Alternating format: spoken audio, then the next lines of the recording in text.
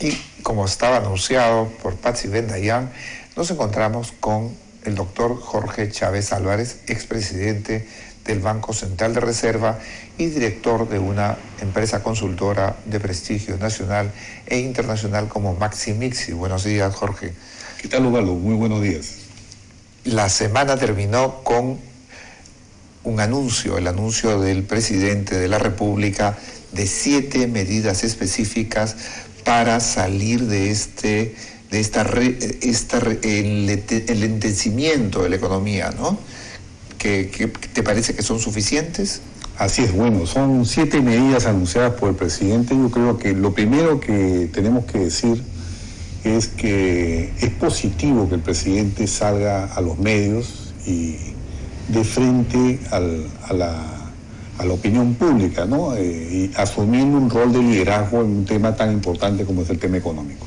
Yo creo que desde ya esa aparición suya y anunciando que este es una declara de interés nacional la inversión en el Perú y haciendo una mención explícita a la inversión privada, creo que eso es muy positivo. Ahora, en cuanto al contenido mismo de las 7 medidas, lamentablemente yo creo que estas 7 medidas no tendrían mayor impacto a corto plazo. Son además medidas que han estado ahí en el candelero hace bastante tiempo.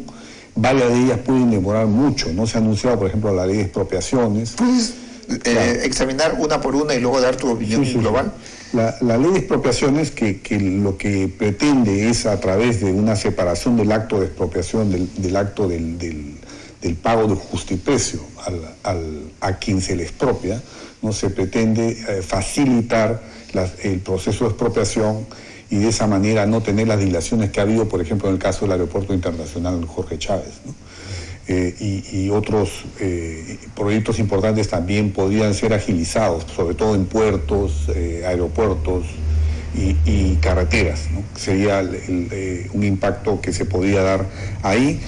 Ahora hay que ver la reacción, ¿no? De cómo sale esta ley, porque de repente pues es una mejora marginal y no se tiene el impacto esperado, ¿no? Luego tenemos el certificado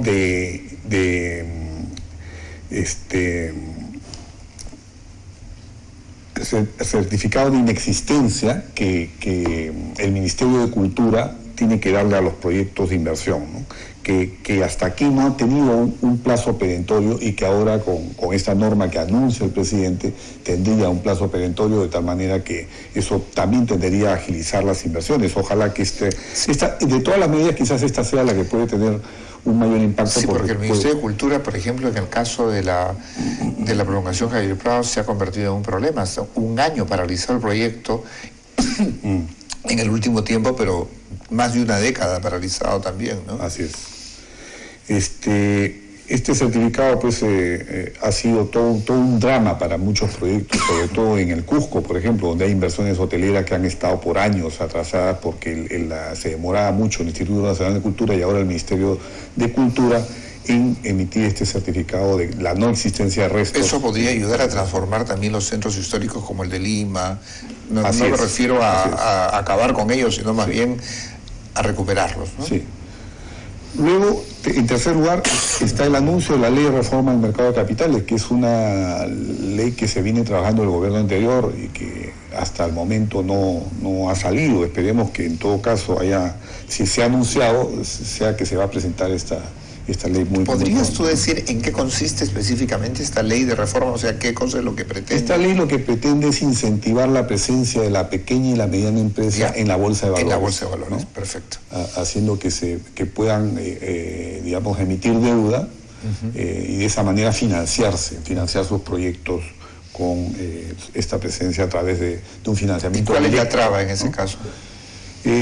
Bueno, ahí simplemente es una norma compleja, ¿no? O sea, una norma compleja que se ha venido estudiando mucho tiempo y que hasta el momento no ha sido aprobada. Entonces veremos si con este anuncio, lo ideal hubiese sido porque el presidente aparecía acompañado del ministro de Economía y Finanzas, pero resulta que el ministro, al parecer, justo coincidía con su viaje que ha hecho en los Emiratos Árabes, donde está promoviendo la imagen del Perú, y ahí pasa a Frankfurt y ahí a Londres, ¿no? Lo cual es bueno que se haga promoción de la inversión hacia el Perú, pero también habría que preguntarse si en estos viajes las autoridades peruanas viajan con una lista de proyectos concretos que se ofrecen a los inversionistas con los cuales se reúnen en estos roadshows, porque si no, simplemente se convierten en reuniones que en realidad deberían ser organizadas por PROM Perú, que son las reuniones típicamente de promoción de la imagen y de lo que está haciendo el Perú en materia macroeconómica, pero yo creo que ya hay que darle el salto a que sean reuniones más fructíferas en donde se presenten casos. O sea, las reuniones de negocios. De negocios concretos.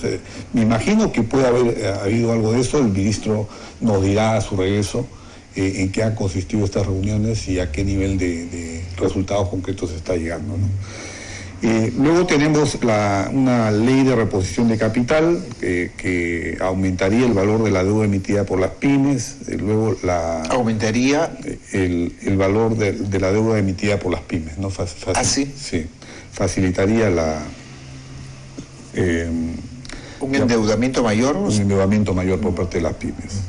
Luego está la ventanilla única para las evaluaciones ambientales, las EIA, ¿no? Las evaluaciones de impacto ambiental. Esta ventanilla también ya se conocía que estaba en preparación, pero que veremos si ya esto se convierte en... El ministro ya había anunciado, el ministro de Ambiente, ¿no? Así es. Luego el anuncio de FONIPREL, que se simplifican el acceso a estos recursos de este fondo, que es un fondo cosa es el FONIPREL? El FONIPREL es un fondo para los gobiernos regionales y locales que tengan, digamos, una posibilidad de aumentar los recursos que les son asignados normalmente por el presupuesto público. Y esto se hace por concursan los proyectos, y hasta aquí ha habido bastante lentitud en la asignación de estos recursos. En todo caso, el tema es la lentitud en la asignación de los recursos. Así es hacerlo más ágil. Pero hay que ver que también la agilidad no sea a costa de que los proyectos sean de baja calidad. Y de otro lado hay que también advertir que este anuncio pues no tiene mucho peso porque el FONIPREL es un fondo pequeño, ¿no? Entonces el impacto que va a tener esto en la inversión es marginal, ¿no? Y por último se anunció la conformación de un equipo supervisor de la inversión, pero cuando hace el anuncio el presidente habla de la inversión pública. Entonces ahí me llama la atención, porque cómo se va a formar un equipo para supervisar la inversión pública cuando hay mecanismos institucionales para supervisar la inversión pública, ¿no? Que están los propios ministerios, Pero me imagino que será un mecanismo para supervisar la agilidad de la inversión, no tanto para controlar. Pero para eso está el Ministerio de Economía y Finanzas. Sí, pues. ¿No? Entonces, más bien lo que sí se requiere sería un equipo, y es justamente lo que propusimos aquí en este programa en anterior sesión, un equipo que supervise la marcha de los proyectos privados que están atascados. La marcha, o sea, que supervise que los permisos, romper con las trabas. Romper con las trabas, ¿no? Y que de esa manera se levanten las trabas. Pero también eso lo anunciaron, ¿no? ¿No está en los anuncios? No está, explícitamente no lo ha dicho el presidente. No está quizás, digamos, al momento de decirlo puede haber eso. Porque ellos han dicho que se trata justamente de romper las trabas que obstaculizan la inversión privada, ¿no? Bueno, ojalá. Y habría que, en todo caso, lo que sería interesante es que al retorno el ministro de Economía haga una presentación similar a la del presidente, yo creo ya dando... Pero de carácter técnico. Claro, dando los detalles de estas medidas y anunciando otras, porque me parece que estas medidas, como dije en un inicio, son insuficientes para poder revertir, digamos, lo que ya, a mi parecer, es una tendencia desacelerativa de la economía y que pone en peligro la posibilidad de llegar a un 6% de crecimiento. Creo yo que en estos momentos, en Maximice estamos revisando las cifras, estamos caminando hacia una proyección del 5.5%. 5.5%, sí. Pues pese a que se han ratificado en el Ministerio de Economía que se va a crecer 6.3%. 6 a 6.3%. O sea que ustedes no tienen el mismo optimismo que el Ministerio de Economía y Finanzas. Y hay una cuestión muy simple, ¿no? La demanda externa se está desacelerando bastante, está inclusive decreciendo, y el primer trimestre decreció 11%. En todo el año, claro, no se tiene una varita mágica para predecir exactamente porque depende de factores externos, pero sabemos que la tendencia de las materias primas no es positiva. Y en todo caso tendremos o un crecimiento muy bajo o un decrecimiento de la demanda externa. Ahora, la demanda interna tendría que compensar este comportamiento y ahí hay límites porque el consumo privado también se está desacelerando y la inversión privada se está desacelerando, ¿no? Entonces, estas medidas, bueno, primero que, como dije, el anuncio presidencial y su presencia, la presencia del presidente en estos anuncios es positivo, ¿no? Porque se nota un presidente que políticamente se juega por la economía y por una economía de mercado. Y por acelerar las inversiones. Y por acelerar las inversiones. Y por el crecimiento. Claro. Que es el acuerdo principal de la Alianza del Pacífico, ¿no? Si queremos hablar de desarrollo, de inclusión, de eliminar la desigualdad, hay que trabajar en el crecimiento económico. Sí, tiene que haber crecimiento y redistribución del crecimiento, pero no puede haber redistribución si no hay crecimiento. No hay que redistribuir, ¿no? Redistribuimos pobreza. Así es. Pero no basta con esto, ¿no? No basta con esto, creo que hay digamos, ya un costo muy grande para las empresas exportadoras no tradicionales, sobre todo las textileras y confecciones. ¿Qué se va a hacer en frentes así, digamos, de álgidos? Los bancos están cortando crédito. Se está no solamente desacelerando el crédito, si uno ve ya los créditos por sectores, en algunos casos hay cortes de bancos, por ejemplo en Gamarra, pequeños empresarios andan preocupados porque tienen ahora mucho menos acceso al crédito porque y eso está afectando su por negocio. Temor de los bancos frente a la desaceleración económica. Temor de los bancos, ha habido un cambio, digamos, en la actitud, se piensa que ahora va a ser más difícil crecer. Y bueno, de hecho estamos viendo que... O sea que es un tema de confianza. Es un tema de confianza, claro. De confianza en cómo va la economía en el Perú. Sí, el liderazgo del presidente es importante. Yo creo que tiene que salir más a los medios como lo ha hecho, insistir en este liderazgo. Yo creo que le funcionó bien a Alan García porque no hay que reconocer que el gobierno de Alan García, si algo hizo bien el expresidente Alan García, es justamente salir permanentemente a los medios a decir que el gobierno está comprometido con la inversión privada. Ahora, ¿no te parece que la presencia también del presidente de la República en esta séptima reunión de la Alianza del Pacífico fue una señal muy positiva para la economía peruana, para los inversionistas? Pues es un compromiso con países exitosos como México, Colombia, Chile y Perú. Es un compromiso con ellos. Segundo, una reunión en la que asiste mucha países, representantes de otros países, hasta el presidente de España. Y tercero, una definición clara: economía libre, Estado de Derecho, vigencia de la ley y desarrollo para la lucha contra la pobreza. Sí, muy bien, me parece muy bien. Y además se viene una reunión muy pronto acá en Lima. Vamos a ser sede de los países de la cuenca del Pacífico. O sea, vienen pues todos los países de Asia, economías que están creciendo muchísimo. Y eso también va a ser una oportunidad para que el presidente pueda ahí sentar, digamos, una posición muy clara a favor de la inversión. Ahora, tú como expresidente del Banco Central de Reserva, ¿qué cosa recomendarías como economista que tiene una visión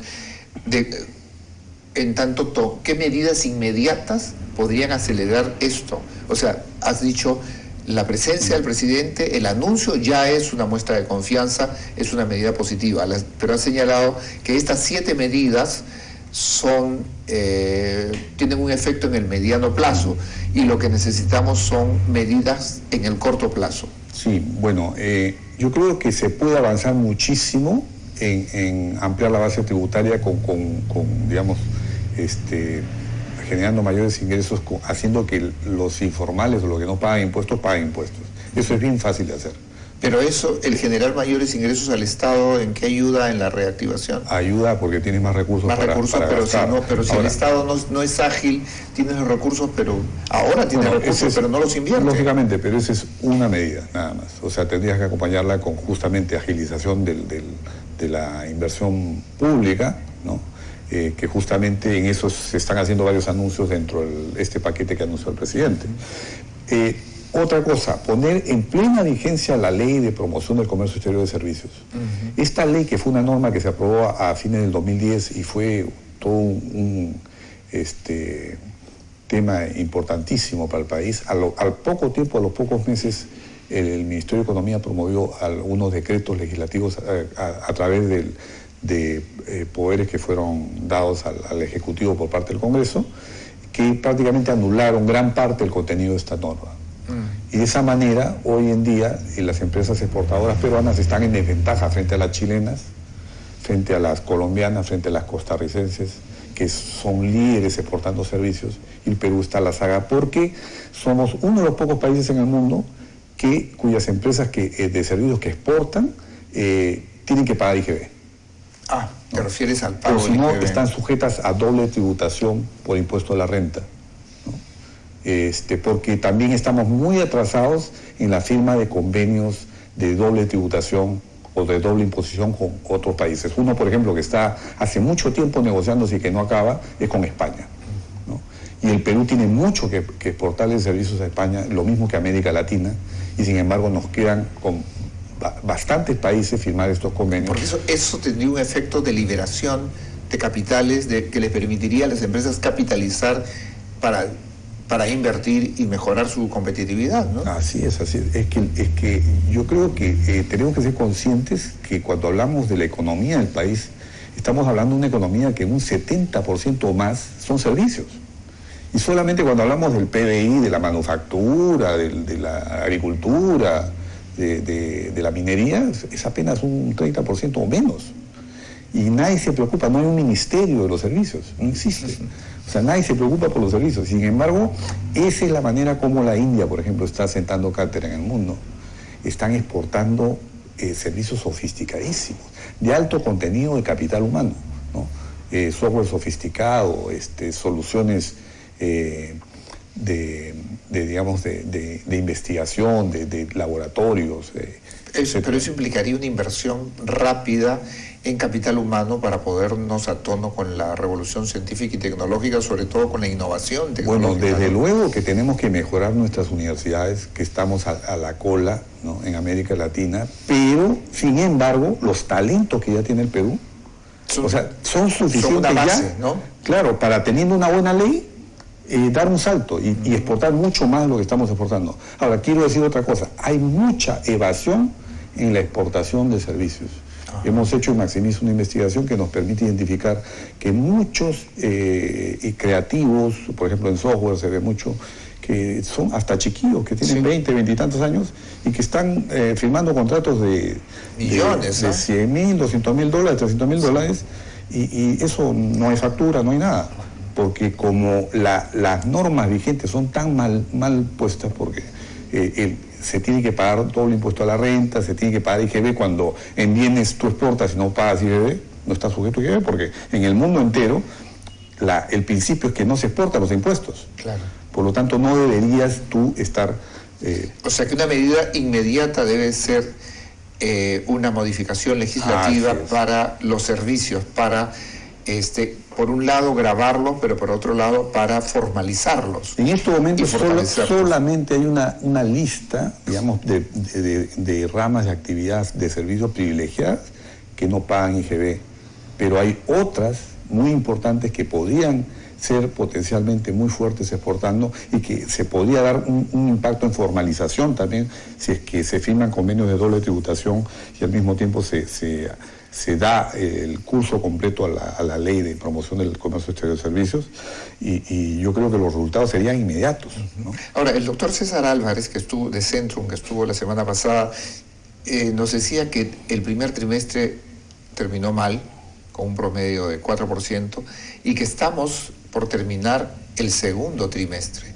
Y que es clave que este segundo trimestre termine bien porque luego vienen, o sea, la economía se podría dividir en 4 trimestres. ¿Tú piensas que este trimestre, si lo terminamos bien, podemos remontar en el segundo semestre en los otros 2 trimestres? El segundo trimestre va a ser mejor que el primero, ¿no? Primero por el tema de los días trabajados, o sea, hay más días trabajados y por lo tanto estadísticamente hay un impacto positivo, ¿no? Y bueno, también ha habido ciertamente coincidencia en que la caída de los precios de la materia prima se dio muy fuerte en marzo y también algunos proyectos que se atrasaron y que digamos en los siguientes meses no tendrían por qué tener ese mismo comportamiento. Entonces la construcción podría acelerarse Pero en general, digamos, hacia todo el año, sí yo creo que respecto a lo que se esperaba que iba a ser el crecimiento, sí va a haber una desaceleración. Por ejemplo, en minería va a crecer más que el año pasado, pero sin embargo no va a crecer tanto como se hubiera esperado. Por los precios. Porque se están atrasando los proyectos, porque va a haber menos inversión de lo esperado, ¿no? Se están, claro, en parte por precios, pero en parte también por desconfianza, ¿no? O sea, ha habido los conflictos sociales. Sin embargo, hay que reconocer que la gestión de conflictos sociales en la PCM ha mejorado. Ha mejorado muchísimo. Muchísimo. Guaro está haciendo una buena labor. Hay que reconocerlo y hay que apoyar esa labor. Creo que es bastante consistente. Por fin hay una persona ahí que Porque yo lo que bien percibo en los conflictos sociales en la minería, que es más trabajo, más presencia de noticias negativas en los medios que acción real. Por ejemplo, en Cañaris tengo la información de que todo está en paz, pero todos los días salen pequeñas declaraciones de algunos sujetos negativas. Sí, claro, pero digamos, quienes vemos las cosas de manera más fría, o sea, se nota ahí un avance. Lo que sí, digamos, creo que esto es un buen ejemplo de cómo poniendo una persona idónea en un cargo, la mejora que se puede ver es sustantiva. O sea, ese es un tema que yo creo que le está faltando al gobierno, es capacidad ejecutiva y capacidad, digamos, de experiencia en cargos claves, ¿no? De personas que puedan hacer la diferencia y empujar más el avance, digamos, del país, ¿no? ¿Se necesita un shock de confianza, como se ha dicho? Bueno, sí, efectivamente. Yo creo que hay que renovar algunos cuadros. O sea, no me pongo a mencionar nombres, pero yo creo que es fundamental tener un equipo muy, muy sólido, consistente y que todos permitan, digamos, trabajar en equipo con un mismo idioma y tener mucha capacidad ejecutiva, ¿no? Y evidentemente el ministro de Economía y Finanzas me parece que es una pieza clave, ¿no? Él tiene que indudablemente seguir haciendo su faena, mejorando las cosas que haya que mejorar. El Ministerio de Economía y Finanzas ahora se está preocupando más por tener presencia en las propias regiones, ¿no? Eso en el tiempo va a comenzar a permitir también una mayor agilización de los procesos de toma de decisiones de inversión de los gobiernos regionales y locales. Y bueno, hay que trabajar más en el frente de lo que es competitividad, ¿no? Haciendo una agenda que aterrice más a lo territorial, ¿no? Hoy en día, si tú no piensas en el territorios concretos, ¿no? Más allá de las estrategias horizontales, necesitas, por ejemplo, que Lima sea un centro atractivo para la inversión, como ciudad. Y estamos ahora atrasados respecto a Santiago, respecto a Bogotá, respecto a Sao Paulo, respecto a México. Entonces, las ciudades son las que compiten hoy en día. Y ni qué decir de las demás ciudades del Perú. O sea, nuestras ciudades no hay planeamiento urbano, no hay vialidad, en fin, o sea, estamos bastante atrasados. Muy bien, nos vamos ahora, muchísimas gracias, Jorge. Nos vamos con nuestros colegas de Unitel Huancayo, que ya están en el aire. Muchas gracias, Jorge. Adelante.